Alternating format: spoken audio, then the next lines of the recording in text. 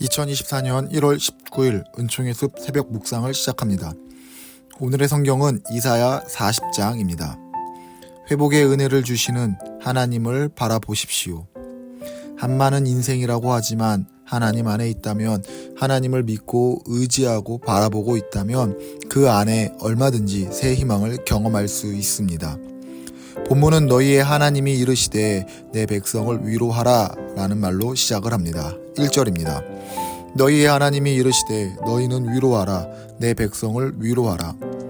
이스라엘은 하나님께 범죄하는 가운데 하나님의 심판에 경고를 받게 됩니다.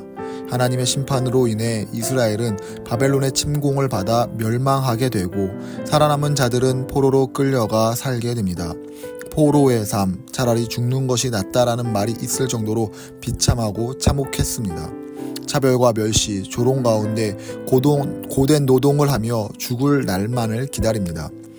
이와 같이 아무런 희망도 소망도 없던 그들에게 하나님의 위로의 말씀이 임합니다. 2절입니다. 너희는 예루살렘의 마음에 닿도록 말하며 그것에게 외치라. 그 노역의 때가 끝났고 그 죄악이 사함을 받았느니라. 그의 모든 죄로 말미암아 여호와의 손에서 벌을 배나 받았느니라 할지니라 하시니라. 희망은 하나님의 말씀이 임할 때 보이게 됩니다. 시대가 아무리 어렵고 어두워도 하나님의 말씀이 임하면 희망이 있습니다. 하나님께서 인도하시고 이루어 가시는 희망을 발견하게 됩니다. 우리는 하나님의 말씀을 들어야 합니다. 하나님의 말씀이 내게 임하는 은혜를 구해야 합니다. 그리고 희망을 품고 이 시대와 우리의 자녀 세대에게 하나님의 희망을 전해야 합니다. 이어서 5절입니다.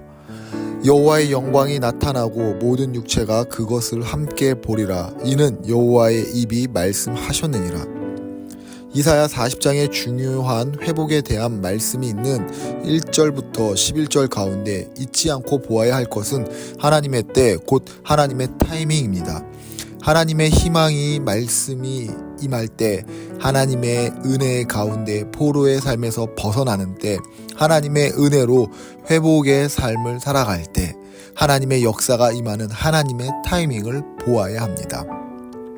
하나님의 타이밍은 하나님께서 정하신 가장 정확한 순간에 임하게 됩니다. 약속하신 바를 분명히 이루시는 하나님을 의지하고 붙들어야 합니다. 하나님과 친밀함을 쌓아가는 가운데 하나님의 놀라운 은혜를 누리게 될 것입니다.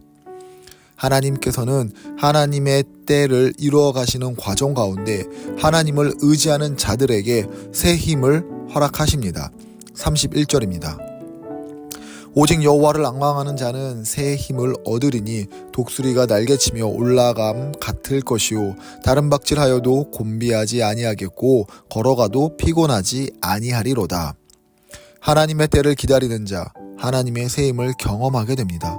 여기서 새 힘은 다시 솟아나는 힘이 아니라 완전히 새로운 존재로 살아가게 하는 힘을 의미합니다.